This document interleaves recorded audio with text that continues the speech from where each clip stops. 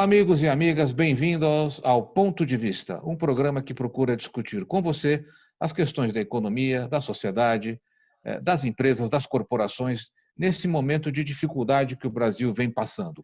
Hoje, nosso convidado é Fábio Astrauskas, CEO da Zigen Consultoria de Reestruturação de Empresas, que tem mais de 20 anos de atuação no mercado. Ele já fez grandes reestruturações de empresas, recuperação judicial também, e ele está vivendo o dia a dia das corporações, sentindo as dores que as empresas estão vivendo, como é que elas estão achando o caminho para sair desse momento. Fábio, muito obrigado pela sua presença aqui no nosso programa, e eu acho que queria começar, antes de entrar na questão das empresas, discutir um pouco a crise.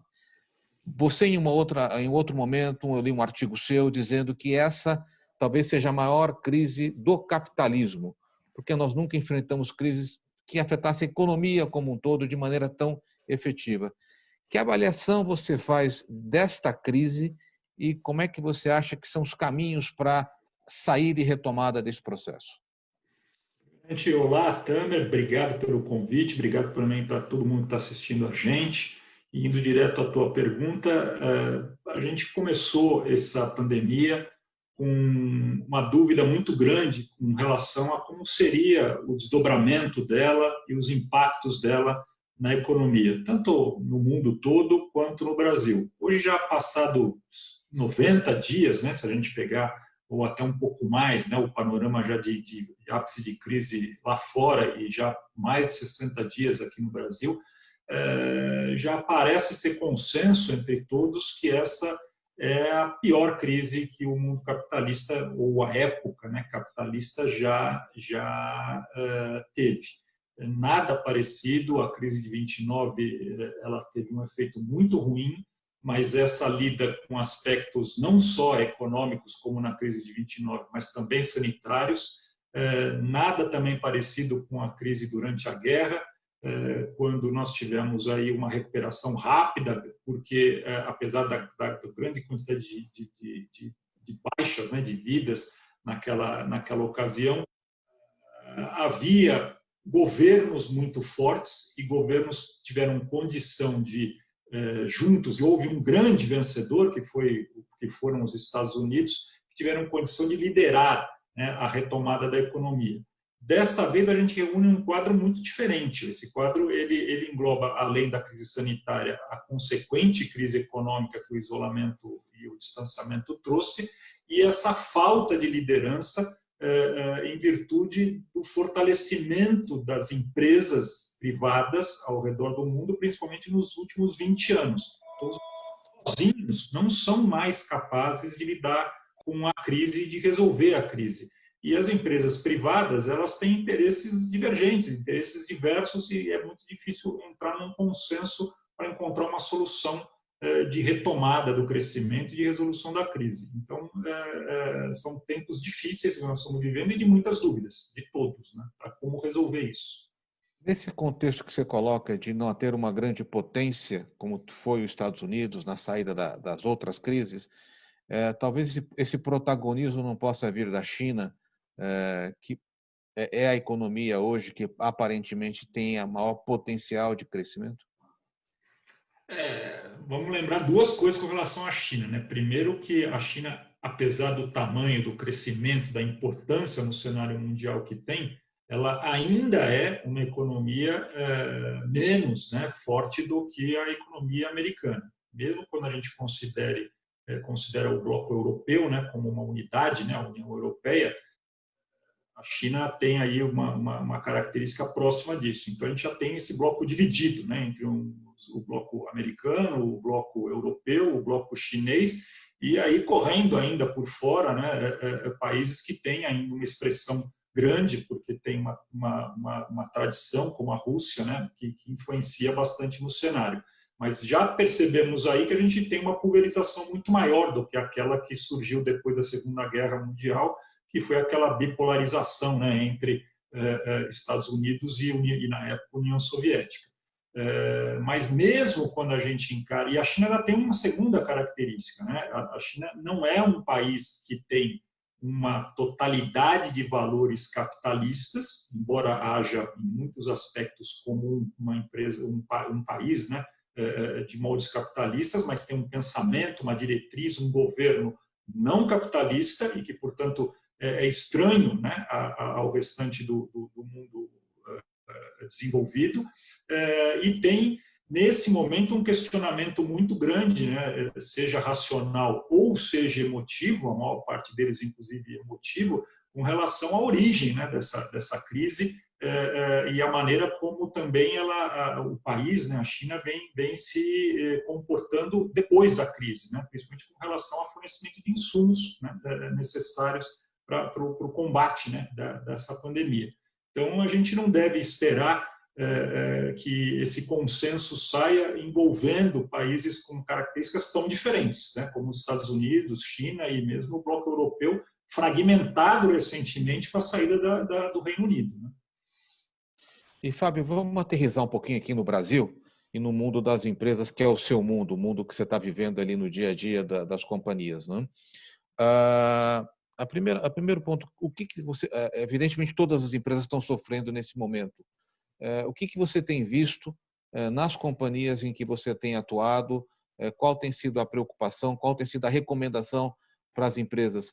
E aí eu sei que você trabalha com grandes companhias, mas eu queria que você fizesse uma avaliação de algumas orientações que você tem dado para as empresas, não só para as grandes companhias, mas para as médias e até as pequenas empresas, nesse momento de dificuldade e de incertezas. Você sabe, inclusive, né, lembrando um pouquinho, você é sabedor disso, nós há cerca de um mês soltamos uma cartilha para tentar orientar os nossos clientes, e não só os nossos clientes, como também empresas de maneira geral, de médio, grande porte, com relação aos vários aspectos que envolvem essa crise e como resolver isso. A tua pergunta me remete a retomar um pouquinho como a gente dividiu, inclusive, essa cartilha. Ela foi dividida em agentes que se relacionam com a empresa, seja no momento de crise ou não, e como a gente deve buscar se relacionar dentro desse cenário de crise. Então, você tem aí, tradicionalmente, 6, né, agentes que fazem parte, né, do dia a dia de uma empresa. O próprio acionista, né, que às vezes também se confunde com a figura do executivo, né, em vários casos, principalmente nas empresas de médio porte, que nesse momento vê, né, o seu patrimônio sob risco, né, vê uma série de decisões a serem tomadas num ambiente de total incerteza, e para este grupo, né, sejam de acionistas, sejam de executivos, obviamente que há uma orientação de preservação do seu patrimônio, de que não haja, ou que haja sempre uma tentativa, né, uma busca de não misturar o patrimônio da pessoa física com o patrimônio da pessoa jurídica, principalmente neste momento de crise, porque muitas vezes não será suficiente, né, para tapar um problema na empresa, colocar, né, de volta ou colocar um patrimônio pessoal no cenário. Você só vai ter 2 riscos em vez de um, né, o risco da empresa e o risco da pessoa física. Então, essa busca de racionalidade nas decisões, de calma nas decisões, por mais pesado que seja esse momento, isso é o que a gente pode falar com relação a acionistas e executivos, e que olhem um horizonte de tempo mais curto, porque a imprevisibilidade é muito grande nesse momento. Então, façam pequenos planos. Né? Eu costumo dizer, há um ditado americano que diz mais ou menos assim, né? Mire pequeno e erre pequeno. Então, se você não fizer grandes, né, movimentos, a sua chance de errar é menor, né? Você vai errar pouco. Então, faça previsões com horizontes pequenos de tempo. Um outro grupo importante é o grupo dos trabalhadores, né? O segundo grupo. Esse houve, no início da pandemia, uma série de medidas provisórias, né, que foram editadas, basicamente 2, a 927, depois a 936, que regularam algumas proteções e algumas reduções salariais consensuais, né, e que deram algum tipo de organização para esse movimento, para evitar desemprego. Então, o empresário deve olhar atentamente para essa medida provisória e as possibilidades que ele tem de aproveitá-la. O terceiro grupo importante é o grupo dos fornecedores, Nesse momento, boa parte daquelas empresas que fornecem para a empresa que nós estamos aqui hipoteticamente analisando, né, eles têm duas características: ou eles estão preocupados em vender para você e não receber, né, ou eles estão com dificuldade de fornecer porque tiveram aí uma redução no quadro de pessoal, ou até mesmo, em alguns momentos, o fechamento da sua atividade produtiva. Então, é importante que o empresário identifique os seus fornecedores, classifique os seus fornecedores de acordo com o grau de importância estratégica de fornecimento dessa matéria-prima para ele, e estabeleça canais de negociação, caso ele tenha, inclusive, tendo dificuldade de pagá-los, porque é possível, né? E isso muitas vezes aconteceu. Na outra ponta, a ponta, então, o quarto, né, agente aí, que são os clientes. Os clientes, esse deve ser tratado pela empresa de uma maneira também sob dois aspectos. Primeiro é enxergar qual é o cliente que efetivamente foi fortemente impactado pela crise, e quanto mais ele estiver próximo da cadeia final, né, ou seja, do consumidor final, provavelmente mais impactado ele foi, e, portanto, mais chance de inadimplência você terá, seja com o que você já vendeu e tem a receber, ou seja com aquilo que você pretende vender, né? Então, nem sempre fazer novas vendas nesse momento é uma boa solução, porque pior do que não vender é vender e não receber. Então, há que ter um cuidado muito grande com relação a isso, com relação aos clientes. E o segundo, obviamente, é para aqueles clientes que já tiverem sido passados nesse filtro, ou seja, são bons clientes, estão pagando, estão com pequenas prorrogações, tratá-los com muito carinho, porque clientes serão algo muito escasso num cenário futuro, pós-pandemia, inclusive. Tá? Finalmente, ainda temos mais dois, né? Falei de 6, então o quinto é instituições financeiras. Estamos falando aí de bancos, estamos falando de FDICs, estamos falando de factorings para empresas de porte um pouco menor, né, de médio porte.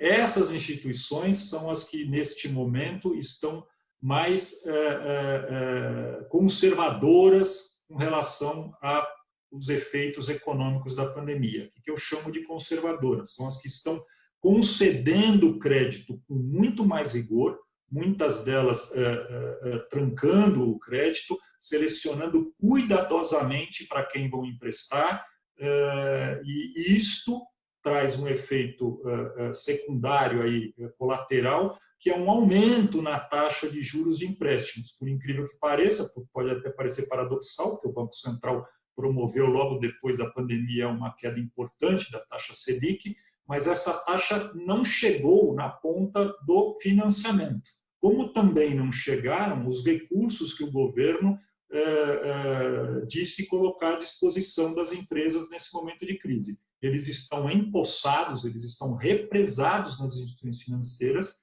que nesse momento preferem enxergar qual será o cenário, né, futuro de crise, para poder voltar a emprestar. Então, há uma dificuldade muito grande de obter dinheiro junto às instituições financeiras, e esse é um trabalho que a empresa vai ter que ter cuidadoso de busca, de negociação. E, finalmente, o último dos agentes é o governo, né, que nesse momento tem tem tentado contribuir, mas especificamente no caso do Brasil, a gente tem um potencial muito baixo de contribuição, que é um governo já endividado, com pouca condição e ainda com uma crise política por trás, e que também tem um reflexo na área de impostos. Impostos, o governo deu algumas condições, umas carências, prorrogações de recolhimentos de impostos. O empresário deve buscar atentamente ver, né, quais foram, onde estão essas oportunidades aí de postergação de recolhimento de impostos, para poder lidar com esse ambiente de crise. Então, basicamente, esses 6 agentes, né, devem ser observados pelo empresário para que ele possa ver o cenário onde ele está navegando. Fábio, teve uma discussão, o que me preocupa é esse ponto do repasse do recurso para as empresas, né? Que a gente tem visto que não tem chegado, e você deve ter sentido isso nas companhias que você tem atuado.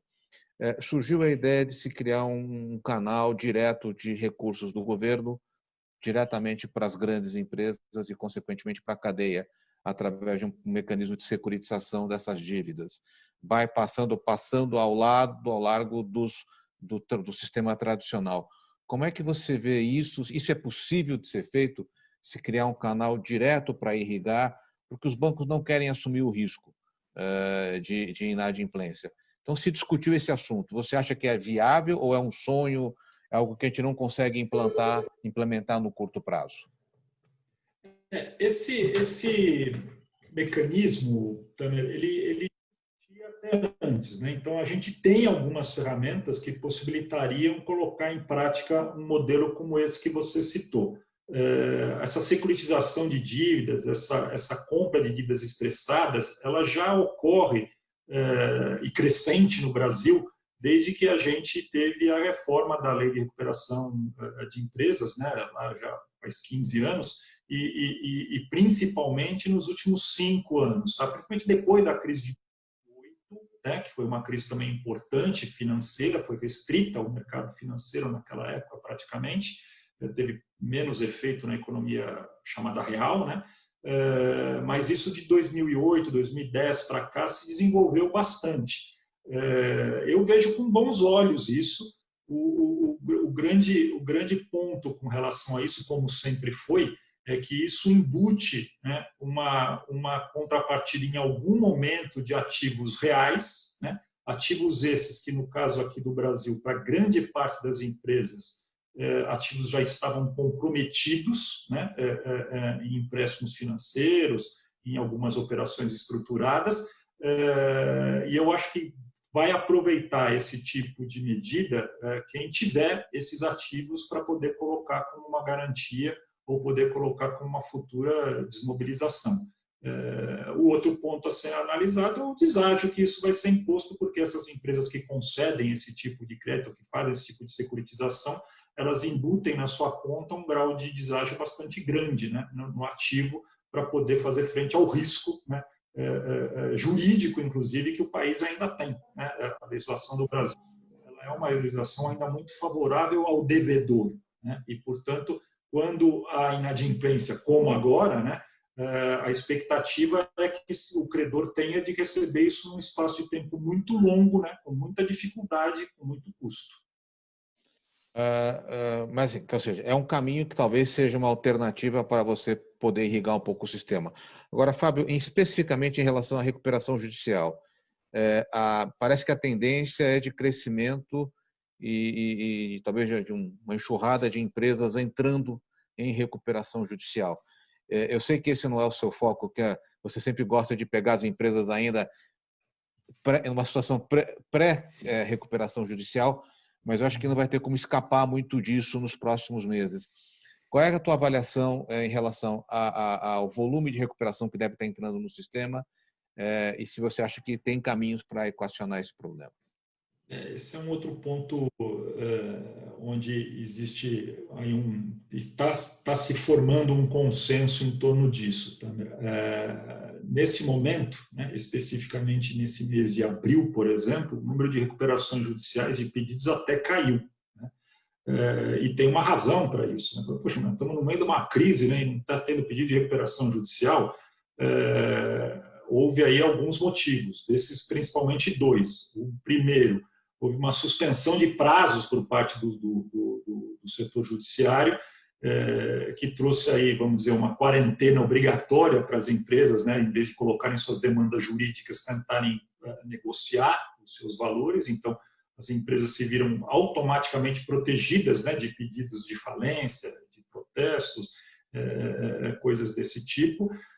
E segundo, há, né, algumas medidas, alguns projetos, né, dentre eles, acho que o 1397 lá na Câmara, para ser votado, que é uma medida emergencial, transitória, que vai durar enquanto houver esse estado decretado, né, de calamidade pública, que foi o decreto legislativo número 6, né, que foi lá de março, né, que a Câmara dos Deputados aprovou, que vale até dia 31 de dezembro. Então, esse projeto de lei que está tramitando lá no Congresso, ele suspende, né, ações, suspende pedidos de falência, suspende os efeitos de uma falência enquanto durar o estado de calamidade pública.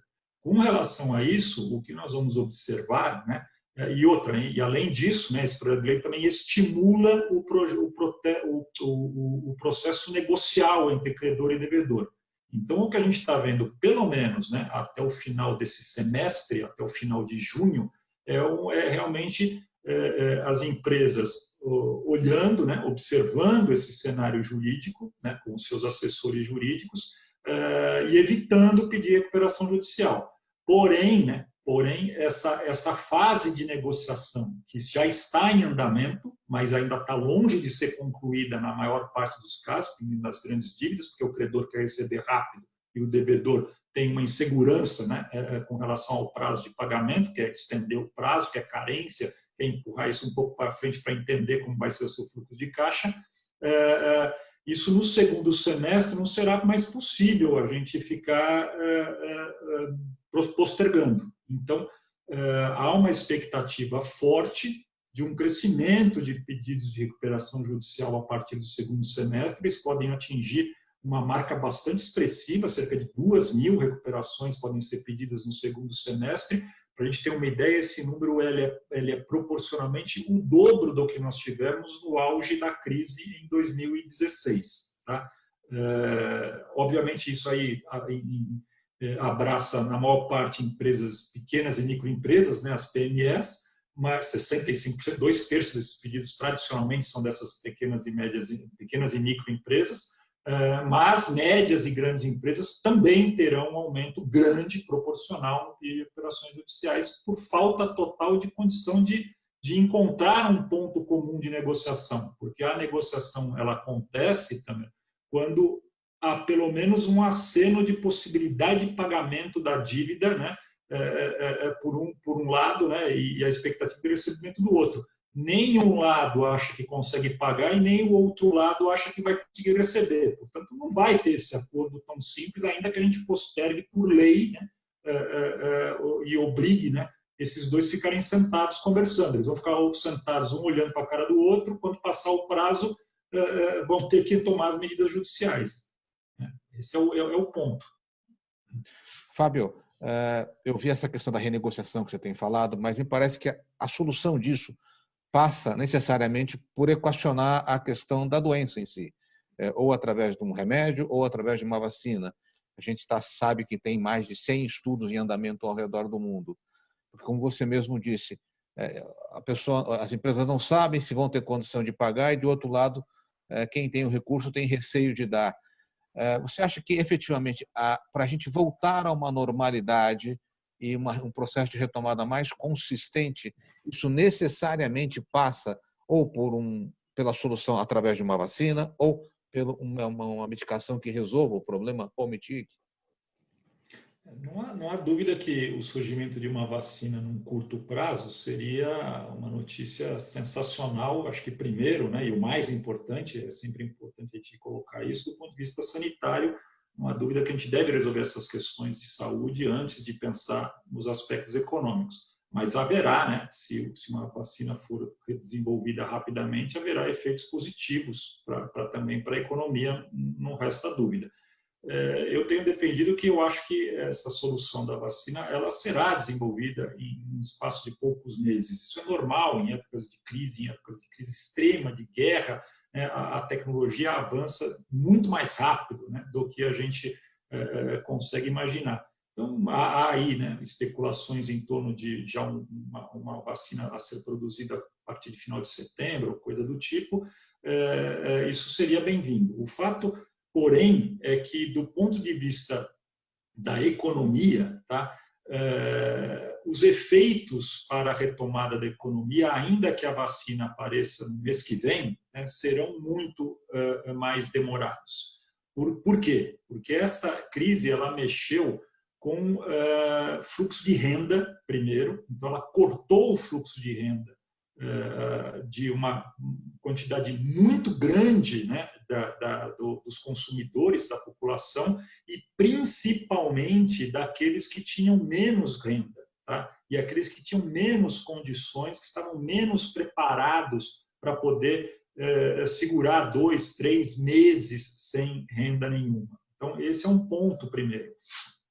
Ainda que o governo governo tem injetado aí uma ajuda, né, direta de transferência de recursos para uma boa camada dessa população, isso vai ser insuficiente para retomar a atividade. Segundo, essa crise gerou uma quantidade, vai gerar uma quantidade de desemprego enorme. E isso nós sabemos já de outras crises e tradicionalmente que o emprego demora muito mais para retomar do que para ser destruído. E, portanto, haverá, ainda que injeção de capital, ainda que houvesse uma vacina, ainda que surja tudo isso, uma demora muito grande para a retomada de emprego. E mais ainda, uma qualidade de emprego muito diferente daquela que nós estávamos habituados antes da crise. As relações mudaram, a maneira de trabalhar mudou, não são poucas as empresas que já admitem a possibilidade, por exemplo, de continuar no home office mesmo depois de terminada a pandemia.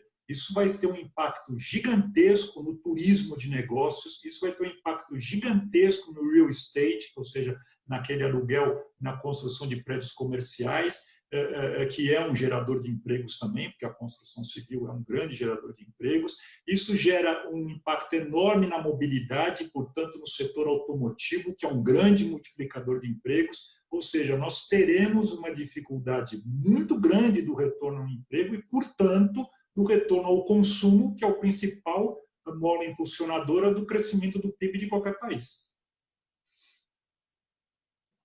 Ok, Fábio, acho que o cenário está traçado. Para a gente encerrar a nossa conversa, você falou muito em negociação. Negociação é uma coisa, quando você vai negociar suas dívidas, é sempre complicado. Você não sabe até onde você pode ir, o que é racional. Vocês, na Ziggen, fazem muito esse processo de negociação para os seus clientes. Eles entregam para vocês esse mandato, né? Para a gente fechar a nossa conversa, o que você tem recomendado? Eu sei que é difícil falar hoje, nesse processo de negociação. Você dá ativos como garantia, você alonga, o que vocês têm feito na Ziggen para orientar e se vocês fazem isso em nome das empresas também? Bom, Tamer, essa tua pergunta eu vou começar respondendo pela tua última pergunta, tá? Ou seja, a Ziggen faz sim negociação, é uma empresa tradicionalmente conhecida nesse ambiente de negociação, tanto com instituições financeiras, como também com fornecedores, com clientes, ou seja, todo esse ambiente negocial. E respondendo de início, né, a tua colocação, é importante que o empresário entenda, nesse momento, que a negociação envolve, né, o conhecimento, principalmente, de 3 características. Primeiro, conhecer o ambiente que envolve essa negociação, e o ambiente que nós estamos falando não é somente o atual momento da pandemia de Covid, mas aquele que surgirá na sequência dessa pandemia, né, tão logo a pandemia acabe. O segundo ponto importante para o empresário conhecer é os seus próprios aspectos internos, seus pontos fortes, seus pontos fracos, como você mesmo disse, se ele tem ou não tem condição de oferecer algum tipo de ativo, até onde ele pode chegar, que tipo de fluxo de caixa ele terá futuramente. E o terceiro ponto é conhecer aquele com o qual você está negociando, né? Então, esses 3 pontos, o ambiente, conhecer a sua própria empresa e conhecer o outro lado da mesa, são as 3 características que fazem uma negociação ser bem sucedida. O empresário habitualmente acha que tem essa qualidade, essa característica, e muitas vezes tem mesmo, porque o empresário já nasce, né, um bom negociador e se desenvolve ao longo do tempo com isso, porém seria talvez precipitado achar que ele terá condição de negociar num ambiente de tanta, né, dívida, de tantos lados, né, tantos atores envolvidos, sozinho, sem auxílio de uma empresa especializada, ou de um consultor especializado, de um executivo especializado. Então, realmente, eu acho que nesse aspecto a Ziggen pode sim e tem contribuído com os seus clientes nesse ambiente de negociação. Ok. Pessoal, a gente conversou com o Fábio Astrauskas, que é CEO da Ziggen, consultoria de reestruturação de empresas e recuperação judicial. O papo foi super bom, tem muita coisa para falar, Fábio. Acho que a gente até pode evoluir em outras entrevistas, dando dicas específicas sobre renegociação, sobre modelos, mas infelizmente nosso tempo está chegando ao fim. E eu fico com agradecimento. E se você quiser fazer algum comentário final e dar uma mensagem positiva para a gente terminar para cima o nosso programa, Fábio. É importante essa mensagem positiva, né? Porque nós acho que abordamos aqui aspectos tão difíceis, né? Tão pesados do dia a dia do empresário nesse momento de crise, e aí acabamos quase que quase não, né? Reconhecemos a gravidade, né? E a profundidade dessa crise. Mas acho que o recado positivo que fica é que o Brasil tem, né? Tradicionalmente, uma vida de crises. O empresário no Brasil, especificamente, lida com crises em curtos espaços de tempo, de poucos em poucos anos, lida com crise. Apesar dessa ser, talvez não, com certeza, a pior crise, o empresário brasileiro tem ferramentas, tem resiliência para poder sobreviver a isso, e essa é a mensagem que eu deixo, né? Mantenham a resiliência, mantenham a serenidade, que nós conseguiremos passar por esse momento difícil e nos adaptarmos a uma nova realidade. Ok, Fábio, super obrigado aqui pela sua presença. Te cortei aqui no final, desculpa, mas super obrigado aí pela sua presença no nosso programa, e a gente volta a falar em outras oportunidades. Um abraço, gente, e a gente se vê numa próxima oportunidade. Até lá, gente. Abraço. Tchau, tchau.